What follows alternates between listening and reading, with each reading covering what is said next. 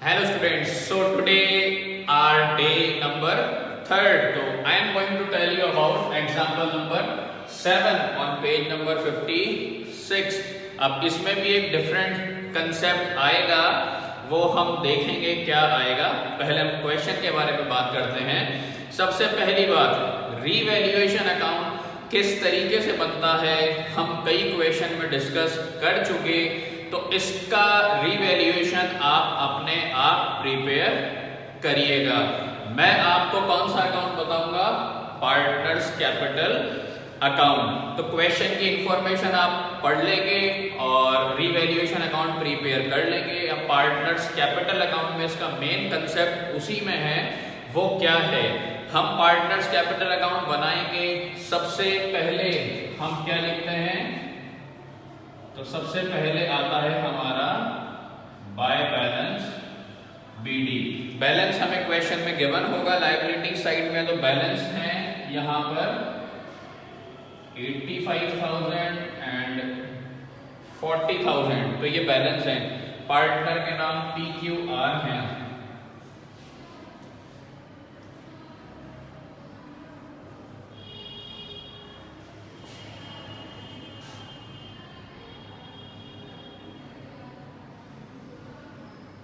अब बैलेंस हमने उतार दिया। बैलेंस के बाद हम क्या देखते हैं? रीवैल्यूएशन में प्रॉफिट या लॉस, उसको हम ट्रांसफर करते हैं कैपिटल अकाउंट में। तो यहां हमें रीवैल्यूएशन में लॉस हुआ है, तो लॉस हम कहां ट्रांसफर करेंगे?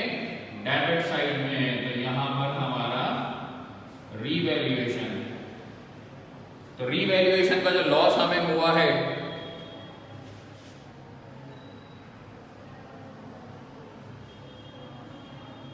ये हमें रीवैल्यूएशन का लॉस हमने ट्रांसफर कर लिया।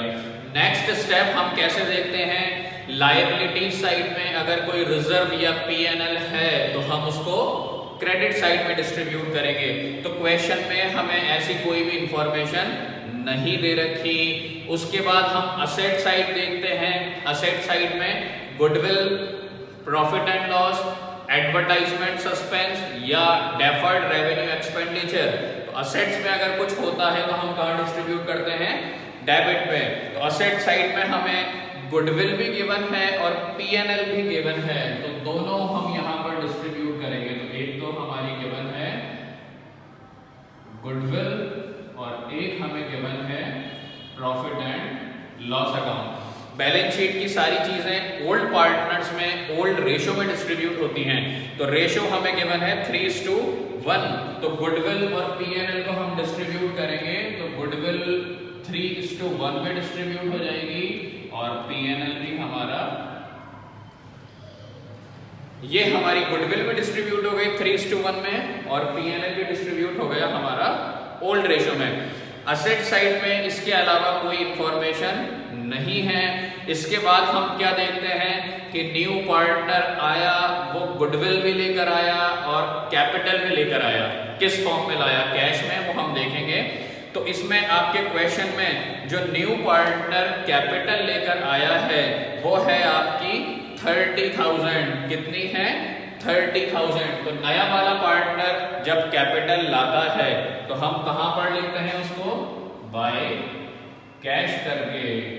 इसकी एंट्री क्या होती है? Cash account debit to R's capital account. तो कैश डेबिट है, लेजर पोस्टिंग हम उसको क्रेडिट कर देंगे और कितनी कैपिटल लेकर आया है? ये 30,000। तो ये इसकी कैपिटल हो गई। अब इसके बाद इसकी गुडविल देखेंगे हम। तो क्वेश्चन में हमें जो गुडविल दे रखी है वो फर्म की दे रखी है। गुडविल किसकी दे रखी है? फर्म की। और हम किसकी गुडविल डिस्ट्रीब्यूट करते हैं यहां पर? वो करते हैं न्यू पार्टनर की। तो ये चीजें हम पिछले क्वेश्चन में भी करते आ रहे हैं। न्यू पार्टनर की गुडविल डिस्ट्रीब्यूट होती है ओल्ड पार्टनर में, सैक्रिफाइसिंग पार्टनर में। और किस रेशो में? सैक्रिफाइसिंग रेशो में। तो आपको क्वेश्चन में न्यू रेशो गिवन है, तो हमें कौन सा निकालना पड़ेगा? सैक्रिफाइस। अब सैक्रिफाइस रेशो कैसे निकालते हैं? तो वर्किंग नोट में आपको सैक्रिफाइस रेशो, तो सैक्रिफाइस रेशो कैसे निकलता है अपना? Old ratio minus new ratio. अब सैक्रिफाइस एक तो P कर रहा है, तो P का जो ओल्ड रेशो है 3/4 और न्यू है इसका 5/10। तो इसका जब हम कैलकुलेट करेंगे तो इसका शेयर आएगा 5/20। तो इसने क्या किया, सैक्रिफाइस किया। ऐसे ही जब आप Q का शेयर निकालेंगे तो Q का गिवन है अपन को ओल्ड माइनस न्यू। इसको जब आप सॉल्व करेंगे तो इसका शेयर आएगा माइनस का 1/20। तो ये क्या कर रहा है, गेन। तो वर्किंग नोट पे जब आप सैक्रिफाइस रेशियो निकालेंगे तो सैक्रिफाइस कौन कर रहा है, सिर्फ P, और Q क्या कर रहा है, गेन। तो इट मींस जो गुडविल है किसकी, P की जो गुडविल है, यहां पर गुडविल हमें फर्म की दे रखी है। तो P का कितना शेयर होगा, फर्म की गुडविल कितनी है 20,000, P का शेयर कितना है 2/10। तो यहाँ पे गुडविल कितनी हो गई इसकी 4,000। तो ये गुडविल हो गई इसकी 4,000। अब गुडविल उसी पार्टनर को मिलती है जो सैक्रिफाइस करता है। तो सैक्रिफाइस सिर्फ कौन कर रहा है, P। तो पूरी की पूरी जो गुडविल है वो किसके पास आएगी, P के पास। तो पूरी गुडविल P को मिलेगी। अब यहाँ पर एक चीज देखिए क्या है, इससे जो सैक्रिफाइस रेशियो निकाला, ये तो कर रहा है सैक्रिफाइस, ये कर रहा है गेन। हमने अकाउंटिंग ट्रीटमेंट ऑफ गुडविल में एक टॉपिक किया था, उसमें अगर कोई पार्टनर गेन करता है तो हमें उससे एक एंट्री करनी पड़ती है। सैक्रिफाइसिंग पार्टनर हमेशा क्रेडिट होता है और गेनिंग पार्टनर हमेशा डेबिट होता है। तो इससे हमारी एक एंट्री आएगी। तो गेनिंग पार्टनर कौन है, Q। तो अपनी एंट्री होगी Q's capital account debit to P's capital account. तो इससे हमारी एक एंट्री आएगी, गेनिंग पार्टनर डेबिट और सैक्रिफाइसिंग पार्टनर क्रेडिट। अब गेनिंग पार्टनर जो गेन कर रहा है वो कितना शेयर गेन कर रहा है, 1/20। किसका गेन करता है, गुडविल ऑफ फर्म का, गुडविल ऑफ फर्म का। गुडविल ऑफ फर्म हमें गिवन है कितनी 20,000। तो उसका कितना शेयर गेन करेगा 1/20। तो अपन जो इसका शेयर निकालेंगे 1/20 तो आपका अमाउंट आ जाएगा 1,000। तो एंट्री में हमारा अमाउंट कितना आएगा 1,000। अब ये एंट्री जो हमने की तो हमारा कैपिटल अकाउंट डेबिट भी क्रेडिट भी, तो ये कॉन्ट्रा एंट्री कहलाती है। अब हम इसकी लेजर पोस्टिंग कैसे करते हैं, जो डेबिट है उसको तो करेंगे क्रेडिट और जो क्रेडिट है उसको करेंगे डेबिट। तो हमारी एंट्री किस तरीके से होगी, ये बाय Q's कैपिटल अकाउंट और यहां पर to P's capital account. Ledger contra entry जब हम करते हैं तो अमाउंट भी हम अपोजिट लिखते हैं। Q है तो इसका पैसा किस में लिखेंगे, P के कॉलम में। यहां पर P है तो इसका पैसा किसके कॉलम में लिखेंगे, Q वाले कॉलम में। तो जब आप गुडविल डिस्ट्रीब्यूट करेंगे सैक्रिफाइसिंग पार्टनर में तो आपको सैक्रिफाइस रेशियो निकालना पड़ेगा। जब आप रेशियो निकालेंगे तो आप क्या देखेंगे, सिर्फ एक पार्टनर सैक्रिफाइस कर रहा है P। तो पूरी की पूरी गुडविल कौन लेगा, सिर्फ P लेगा। अब यहां पर एक पार्टनर गेन भी कर रहा है, उसका शेयर माइनस में है। तो अगर पार्टनर गेन करता है तो उससे हमें एक एंट्री करनी पड़ती है। ये आपको वर्किंग नोट में दिखाना पड़ेगा पूरा। Gaining partner debit, sacrificing partner credit. अब अमाउंट कितना गेन करता है, जो भी उसका गेनिंग शेयर है क्या गेन करता है, गुडविल ऑफ द फर्म को, गुडविल ऑफ द फर्म को। तो गुडविल ऑफ द फर्म का कितना गेन कर रहा है 1/20। तो ये अमाउंट आ गया 1,000। एंट्री हमारी कॉन्ट्रा है, डेबिट में भी कैपिटल क्रेडिट में भी कैपिटल। तो कॉन्ट्रा एंट्री में हम अपोजिट करते हैं, जो डेबिट है वो क्रेडिट और जो क्रेडिट है वो डेबिट। Q का पैसा P के कॉलम में और P का पैसा Q के कॉलम में। तो ये हमारा गुडविल का ट्रीटमेंट होगा। अब इसके अलावा क्वेश्चन में और कोई इंफॉर्मेशन देखिए, और इसके अलावा कोई इंफॉर्मेशन क्वेश्चन में नहीं है। अब इस क्वेश्चन का जो मेन कंसेप्ट है वो क्या है, आपका पॉइंट देखिएगा लास्ट वाला। इसमें 30,000 कैपिटल लाया and capital of P and Q will be adjusted on the basis of R's capital. तो ये हमारा इस क्वेश्चन का मेन कंसेप्ट है। क्या कि ओल्ड पार्टनर की जो कैपिटल है वो एडजस्ट करनी है किसकी कैपिटल के हिसाब से, न्यू पार्टनर की कैपिटल के हिसाब से। अब एक बात ये ध्यान रखिएगा, हमेशा जो कैपिटल एडजस्ट होती है हमेशा वो न्यू पार्टनर की कैपिटल के अकॉर्डिंग ही एडजस्ट होती है, हमेशा न्यू पार्टनर की कैपिटल के अकॉर्डिंग ही एडजस्ट होती है। अब एडजस्टमेंट किस तरीके से होगा,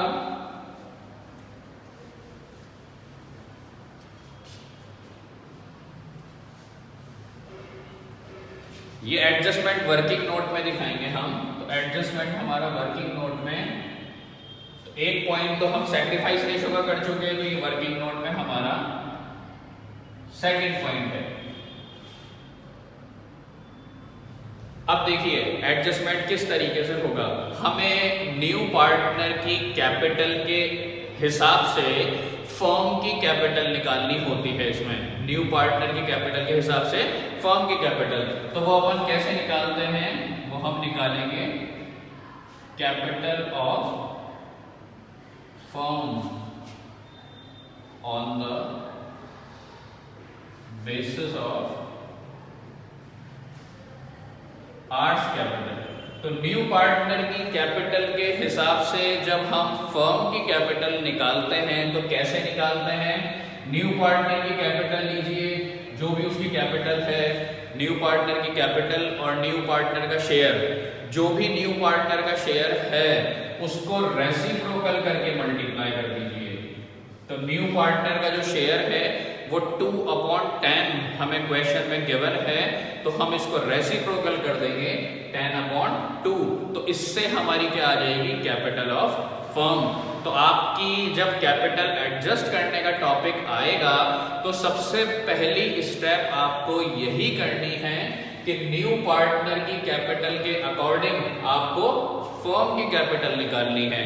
और वो कैसे निकलेगी, हमेशा न्यू पार्टनर की कैपिटल वो हमें गिवन होगी, न्यू पार्टनर का शेयर वो भी हमें गिवन होगा, तो उसके शेयर को रेसिप्रोकल करके मल्टीप्लाई कर देना, तो ये आपकी फर्म की कैपिटल आ जाएगी। तो फर्म की कैपिटल कितनी हो गई, 1,50,000।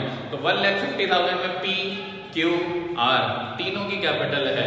अब हमें इसमें से किसकी कैपिटल एडजस्ट करने को कहा है, उसने P और Q की। तो अब यहां पर हम लिख देंगे therefore P's new capital in firm. Firm में P की न्यू कैपिटल कितनी है, तो टोटल कैपिटल कितनी है, 1,50,000।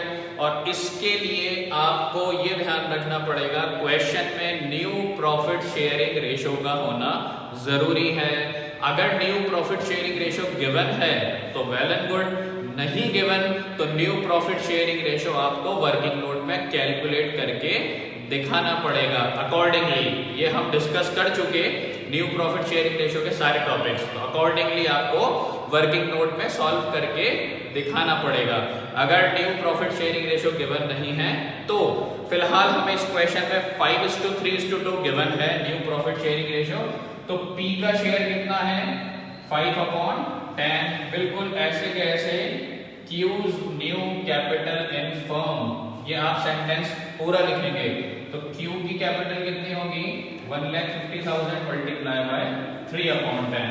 तो इसकी कैपिटल तो आ गई 75,000 और इसकी कैपिटल आ गई 45,000। तो ये हमारी न्यू कैपिटल, एडजस्टेड कैपिटल आ गई किसकी, P और Q की। एडजस्टेड कैपिटल को हम किस नाम से लिखते हैं, उसको लिखते हैं हम टू बैलेंस CD। तो P की कैपिटल कितनी आई, 75,000, Q की कितनी आई, 45,000 और C की तो जो न्यू पार्टनर है उसकी तो कैपिटल वही रहेगी, एडजस्ट P और Q की होगी। तो हमें इस तरीके से बैलेंस ना करके हमें एडजस्टेड कैपिटल निकालनी पड़ेगी और वही हमें बैलेंस लिखना है।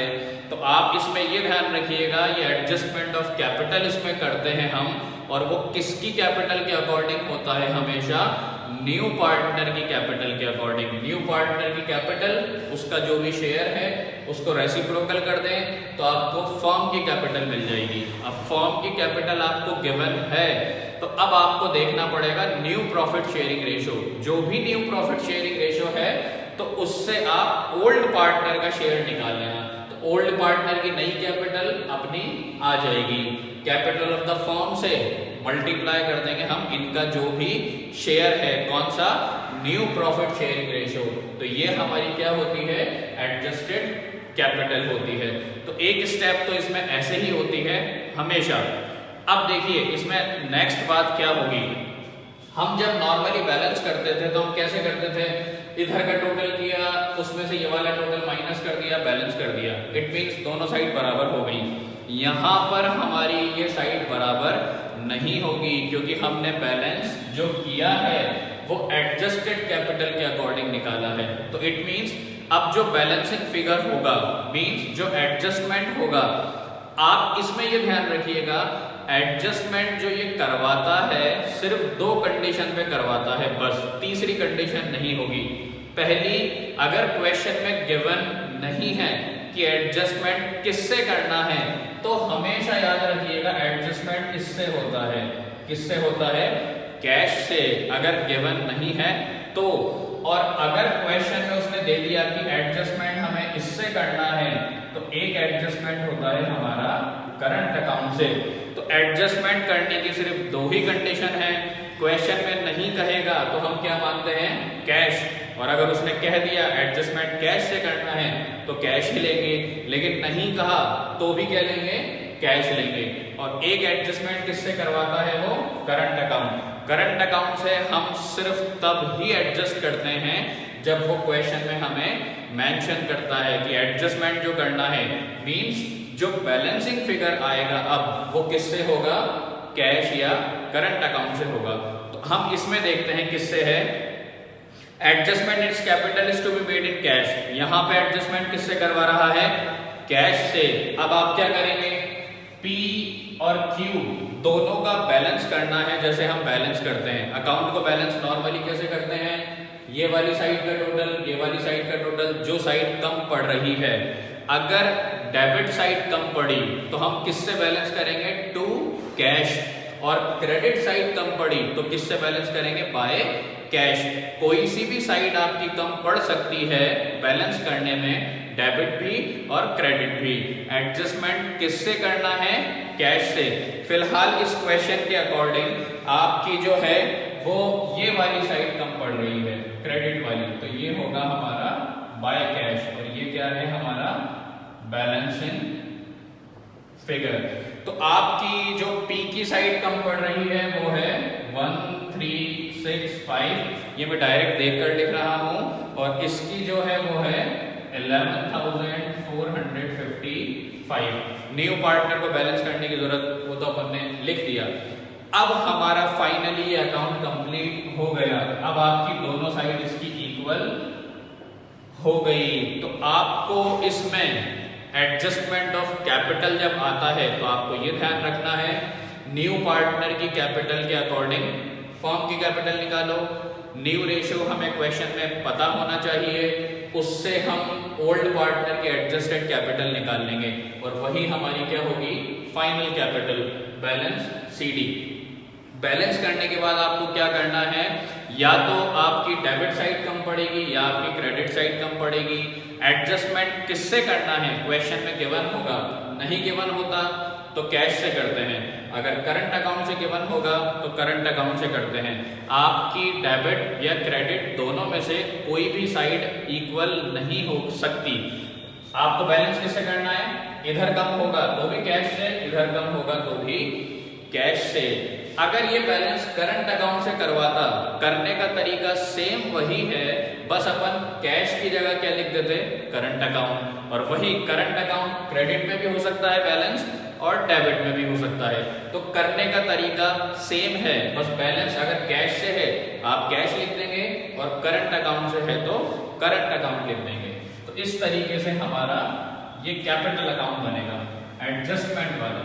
इसी टॉपिक से रिलेटेड आपके ज्यादा क्वेश्चंस हैं बुक में। अब बैलेंस शीट से रिलेटेड मैं आपको सिर्फ एक बात बता रहा हूं इसकी,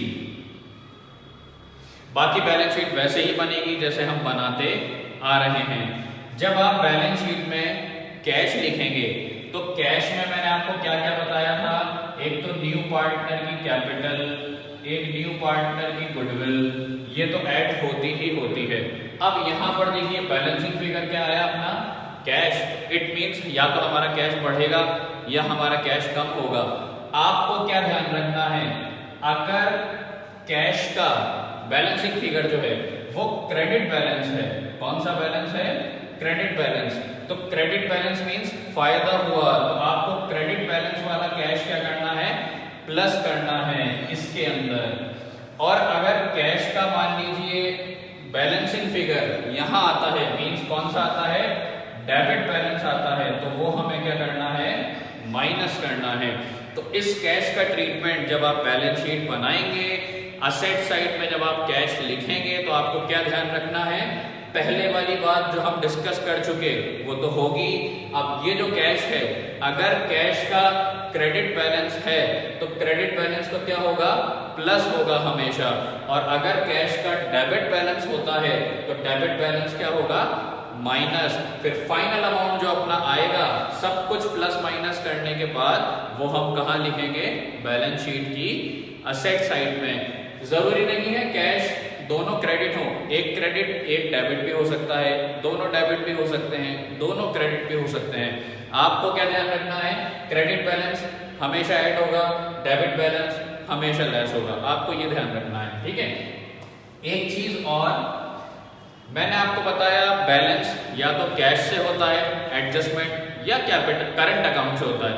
अगर कैश की जगह करंट अकाउंट आपका आ जाए तो आपको क्या करना है, देखिए करंट अकाउंट का बैलेंस या तो क्रेडिट होगा या करंट अकाउंट का बैलेंस आपका डेबिट होगा। अब इसको हमें कहाँ लिखना है, न्यू बैलेंस शीट में जो अपना बैलेंसिंग फिगर आएगा। क्रेडिट मींस हमारे लिए फायदा, तो अगर करंट अकाउंट का बैलेंस क्रेडिट है तो आप इसको कहाँ लिख देंगे, असेट साइड में। जैसे मान लीजिए P है, इसका यहां पे हमने लिख दिया बाय करंट, तो किसका करंट अकाउंट है, P का, कहां पर है, क्रेडिट में। तो it means P's current account जो है वो हमारे लिए असेट्स है।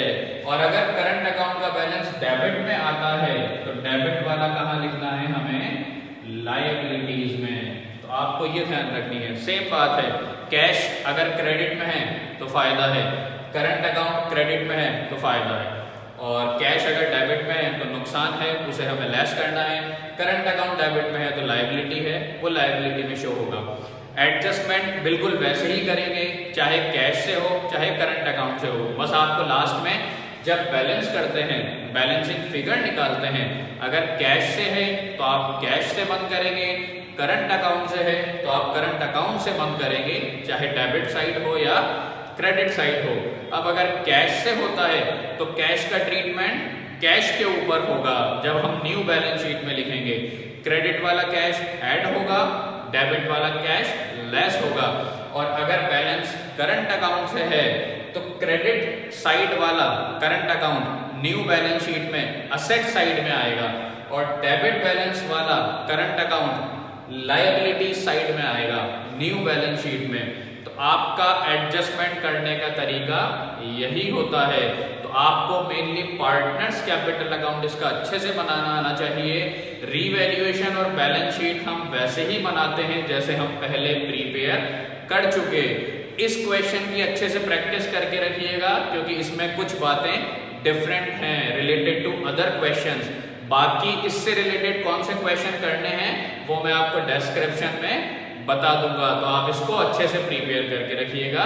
फिर नेक्स्ट क्लास में हम इसका नेक्स्ट कंसेप्ट डिस्कस करेंगे। Okay, thank you, have a nice day.